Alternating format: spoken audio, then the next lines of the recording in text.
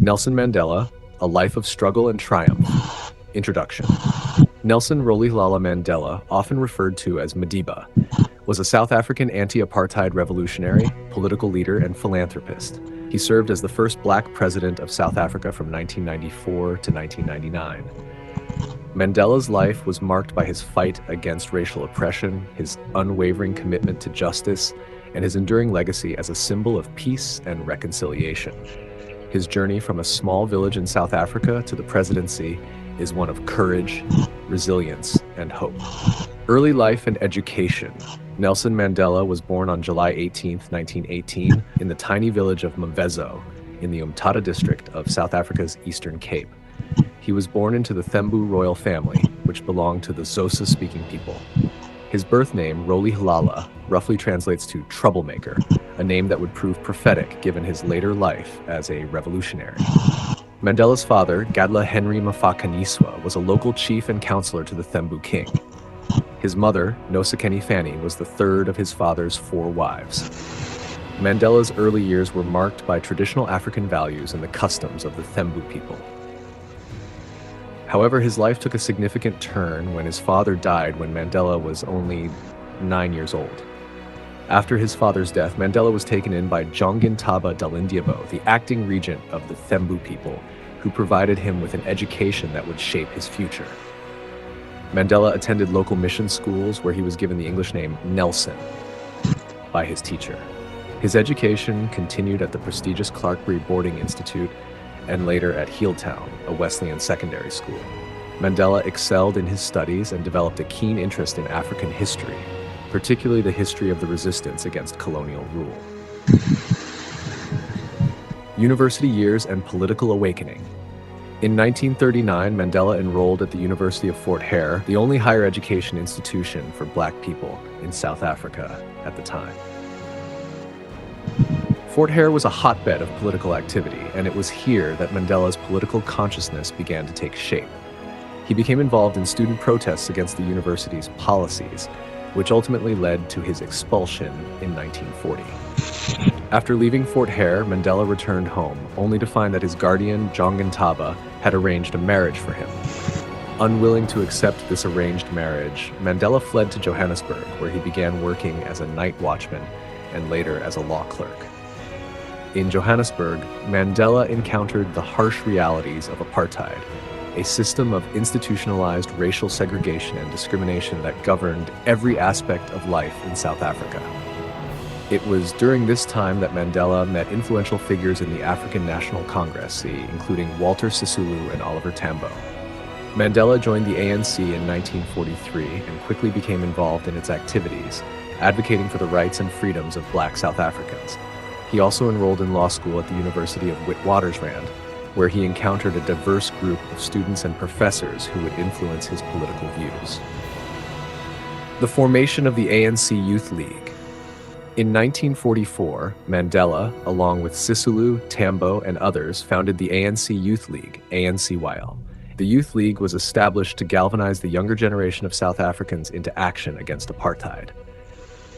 The NCL adopted a more radical approach than the older members of the ANC, advocating for mass action, civil disobedience, and strikes. Mandela quickly rose through the ranks of the ANCYL, becoming its national secretary in 1948. That same year, the National Party came to power in South Africa, implementing a formal policy of apartheid. The introduction of apartheid laws further marginalized black South Africans, stripping them of their rights and freedoms. In response, Mandela and the ANC organized protests, boycotts, and defiance campaigns, aiming to disrupt the functioning of the apartheid state. Defiance campaign and the treason trial. In 1952, the ANC launched the Defiance Campaign, the first large-scale, multiracial political mobilization against apartheid. Mandela was appointed as the national volunteer-in-chief of the campaign, leading thousands of South Africans in acts of civil disobedience. The campaign marked a turning point in the struggle against apartheid, drawing international attention to the plight of black South Africans. Mandela's activism made him a target of the apartheid regime. In 1956, he and 155 other leaders were arrested and charged with treason in what became known as the Treason Trial. The trial lasted for 5 years, during which Mandela and his co-accused were subjected to intense legal battles. Despite the challenges, Mandela remained resolute in his commitment to the struggle, using the trial as a platform to articulate the ANC's vision for a free and equal South Africa. The treason trial ended in 1961 with the acquittal of all the accused.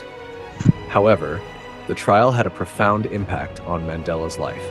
It solidified his belief that the apartheid regime could not be dismantled through peaceful means alone. As a result, Mandela began to explore other forms of resistance, including armed struggle. The shift to armed struggle and imprisonment. In 1961, Mandela co-founded Umkhonto we Sizwe, MK, meaning Spear of the Nation, the armed wing of the ANC.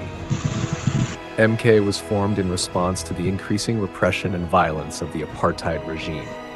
Mandela became the commander-in-chief of MK, overseeing acts of sabotage against government installations and infrastructure. In 1962, Mandela was arrested and charged with leaving the country illegally and inciting workers to strike. He was sentenced to 5 years in prison. However, this was only the beginning of his long imprisonment. In 1963, while still serving his sentence, Mandela and other MK leaders were charged with sabotage and conspiracy to overthrow the government in what became known as the Rivonia trial. During the Rivonia trial, Mandela delivered his famous "I am prepared to die" speech, in which he outlined his vision for a democratic South Africa and expressed his willingness to sacrifice his life for the cause. On June 12, 1964, Mandela and 7 others were sentenced to life imprisonment. Mandela was sent to Robben Island, a maximum security prison off the coast of Cape Town, where he would spend the next 18 years of his life. Life in prison and the struggle continues. Mandela's imprisonment on Robben Island was marked by harsh conditions, hard labor, and limited contact with the outside world. Despite the physical and psychological hardships, Mandela remained a symbol of resistance and hope for millions of South Africans. He continued to advocate for the rights of prisoners and used his time in prison to study, write, and maintain his commitment to the struggle. Mandela's imprisonment became a focal point of international opposition to apartheid. The global anti-apartheid movement gained momentum, with calls for Mandela's release growing louder. In the 1980s, the apartheid regime faced increasing internal and external pressure to reform. The South African economy was in decline, and international sanctions were taking a toll. The road to freedom and presidency. In the late 1980s, secret negotiations began between Mandela and the apartheid government, led by President P.W. Botha. These talks laid the groundwork for a peaceful transition to democracy. In 1989, F.W. de Klerk succeeded Botha as president and initiated a series of reforms, including the release of political prisoners. On February 11, 1990, after 27 years of imprisonment, Nelson Mandela was finally released from Victor Verster prison. His release was met with jubilation across South Africa and around the world. Mandela immediately resumed his role as a leader of the ANC, working towards the dismantling of apartheid and the establishment of a multiracial democracy. The negotiations between the ANC and the apartheid government culminated in the drafting of a new constitution and the first multiracial elections in South Africa's history. On April 27, 1994, South Africans of all races went to the polls, and the ANC won a landslide victory. On May 10, 1994, Nelson Mandela was inaugurated as the first black president of South Africa.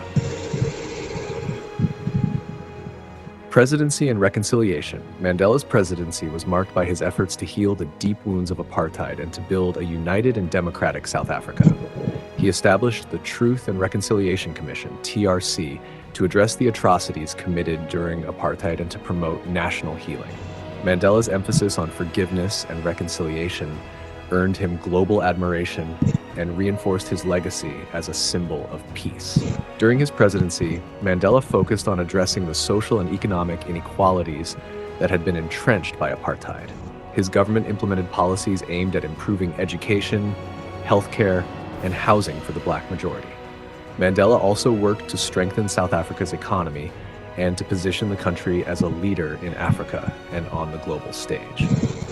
Despite the challenges, Mandela's leadership was instrumental in steering South Africa through a difficult transition. He served only one term as president, choosing to step down in 1999, a decision that further solidified his commitment to democracy and the peaceful transfer of power. Retirement and legacy. After leaving office, Mandela continued to be an active advocate for peace, human rights, and social justice. He established the Nelson Mandela Foundation. Mandela's later years were marked by his battle with health issues, particularly recurring lung infections that had plagued him since his time in prison. Despite his declining health, Mandela remained a beloved figure both in South Africa and around the world. He made his last public appearance during the 2010 FIFA World Cup in South Africa, where he was greeted with adulation by the crowd. Nelson Mandela passed away on December 5, 2013, at the age of 95. His death was met with an outpouring of grief and tributes from people across the globe, celebrating his extraordinary life and legacy. Mandela's funeral, attended by leaders and dignitaries from around the world, was a testament to the profound impact he had on the world.